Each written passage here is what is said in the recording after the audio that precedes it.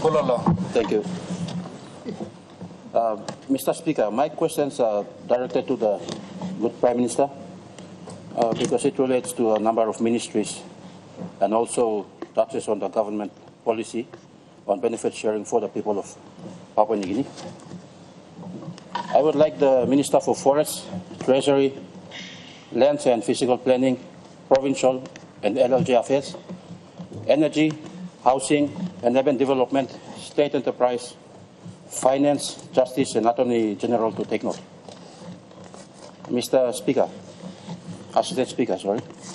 I wrote to the Minister for Forests on 16th August 2024 and also to the Governor of the Central Bank and copied most of the ministers affected that relates to colonial legacy and negotiations done in the 1950s to 1960s.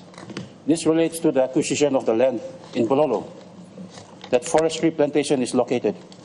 So is the current township of Bulolo, so is the supply of electricity. Mr. Assistant Speaker, the land acquisition was done by colonial administration, but the agreement on the benefits and compensation was executed in 1973 by the Minister for Lands and Natural Resources and Environment. The national government dealt with application for logging in West Marape, including the Bulolo plantations, and made a number of decisions under NEC Decision 211/1995, relating to lease of Bulolo town area and supply of power by PNG Forest Products to Bulolo and Wau towns, and 20% free carry equity in PNG Forest Products Limited.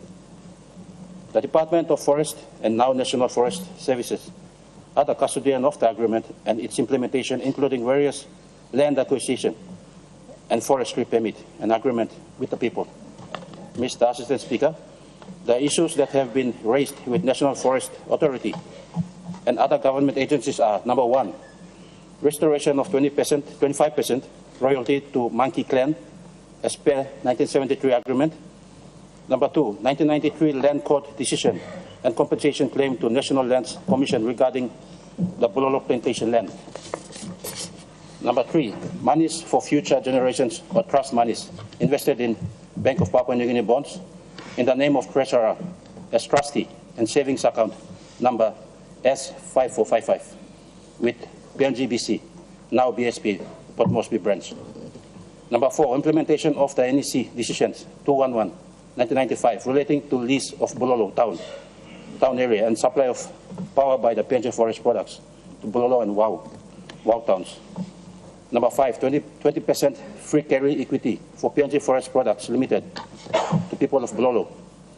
Number six, use of plantation levy account for community infrastructure.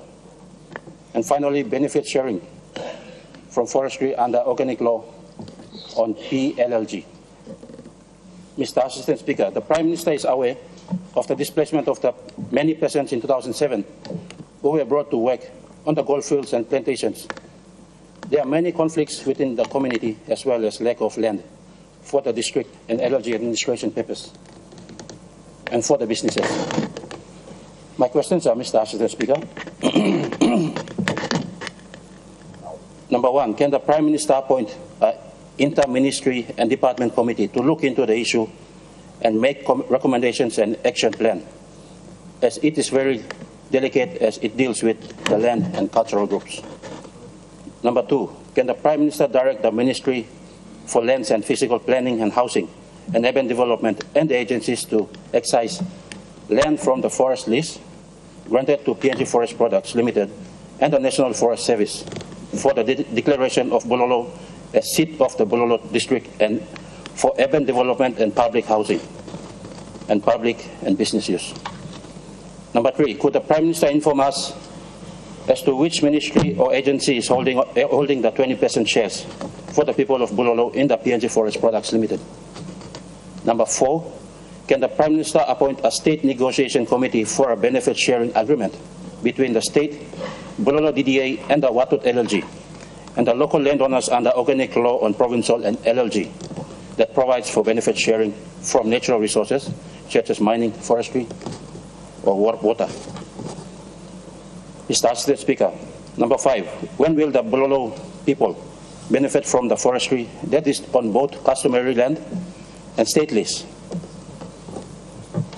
harvested by the state, and it is a natural resource where other provincial governments and LLG landowners have agreements on spin-off and benefits, including log development levy.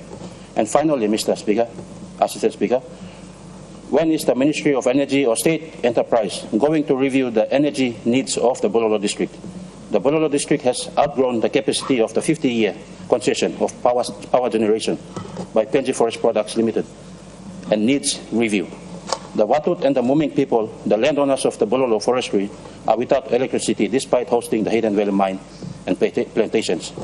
Mr. Assistant Speaker, when the colonial and post-independence legacy issues affecting the economy and the people of Bololo is resolved, we must be ready to see change around Papua New Guinea. Thank you.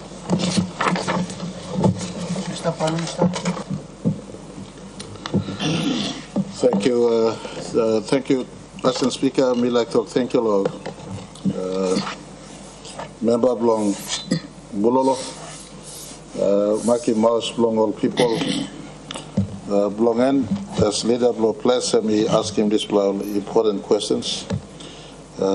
Many of them are legacy issues that we are faced to deal with and clean up. All that he asks is not things that cannot be done. Based on statute and law that we have today, we could look into what has happened and tidy up and give respect where it is due, especially to our landowners and to our people concerned. So Mila give him a belly seal long people belong Bulolo, leader belong Bulolo people. Also, all get us something you raise him, things that we can look up. And I will let the earlier set up a minister responsible in these sectors to attend to all matters and bring to cabinet. Certainly, the Bulolo people are appreciated. The Bulolo forestry has been a very strong economic contributor, not just to the Bulolo district, but to Morobe and to our country. The electorate is an economic district, an electorate associated with WOW and Warrior. They have been a steady contributor. And so I want to give you full assurance that our government will look into cleaning up some of these legacy issues that has been asked. Certainly, if it was agreed in the past, then those agreements need to be honored. I want to ask kindly if the leader could furnish to me a detailed copy of the questions that he's asked, and at the very, very earliest, you will get a team of ministers assembled and to attend to this matter. Thank you, Mr. Assistant Speaker.